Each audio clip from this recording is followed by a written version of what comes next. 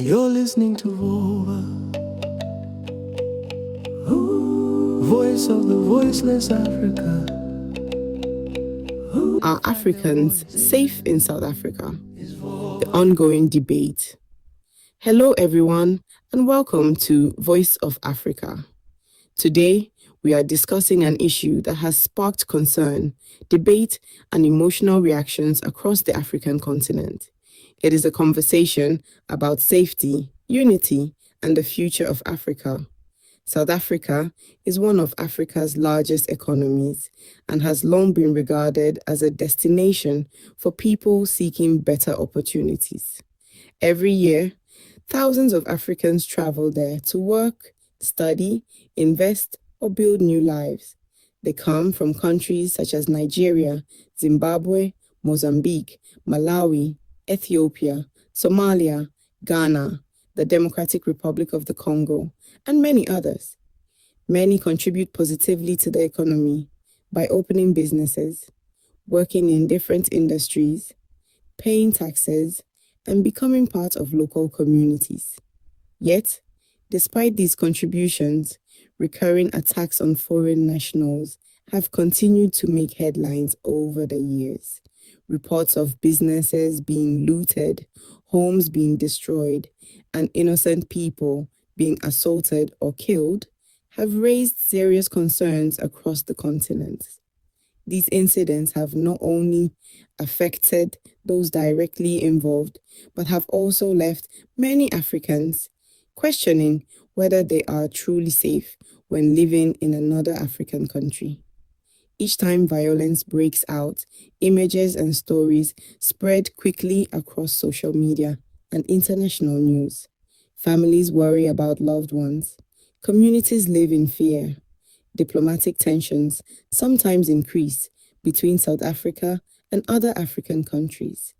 Many observers ask the same question: why does this continue to happen? The causes are complex. South Africa faces significant challenges, including high unemployment, poverty, inequality, and crime. Some people believe these economic pressures contribute to hostility toward migrants, with foreign nationals sometimes being blamed for problems such as unemployment or pressure on public services. However, many experts caution against oversimplifying the issue. They argue that there is no evidence that migrants as a group are responsible for the country's economic difficulties. Instead, they point to a combination of social tensions, criminal opportunism, misinformation, and long-standing structural problems. Another question that frequently arises is whether enough has been done to prevent these recurring outbreaks of violence. Human rights organizations and civil society groups have argued that stronger preventive measures are needed. They have called for better policing, more effective investigations, and quicker prosecution of those responsible for attacks. Their concern is that if perpetrators believe they will not be held accountable, similar incidents may continue to occur. On the other hand, the South African government has repeatedly condemned attacks on foreign nationals. Officials have stated that violence against migrants is unacceptable and have emphasized that immigration issues should be handled through lawful institutions, not through vigilantism or mob action.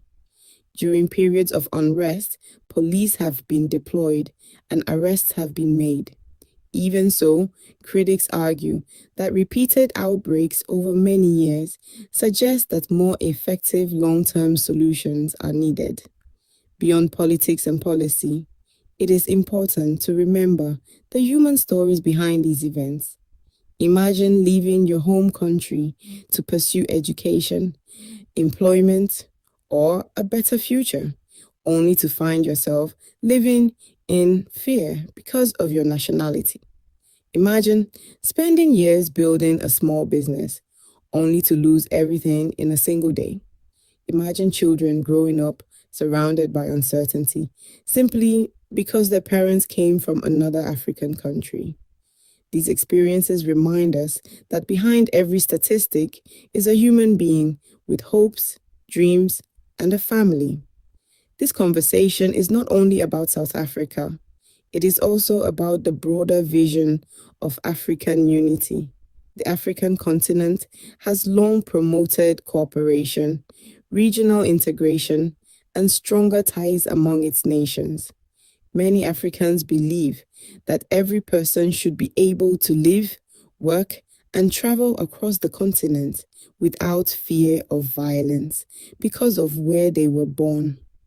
Achieving that vision requires commitment from governments, communities, law enforcement agencies, educators, religious leaders, businesses, and citizens alike. Violence against innocent people should never be accepted. At the same time, concerns about immigration, employment, and public services should be addressed through dialogue, evidence-based policies, and the rule of law, not through intimidation or attacks on individuals.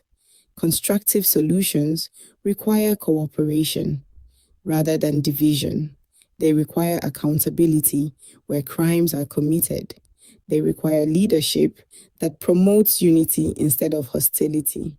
Most importantly, they require all of us to remember that every African life has equal value. The future of Africa will not be built through hatred. It will be built through justice. It will be built through opportunity. It will be built through mutual respect. As citizens of one continent, we all share a responsibility to reject violence, challenge misinformation, and support peaceful coexistence.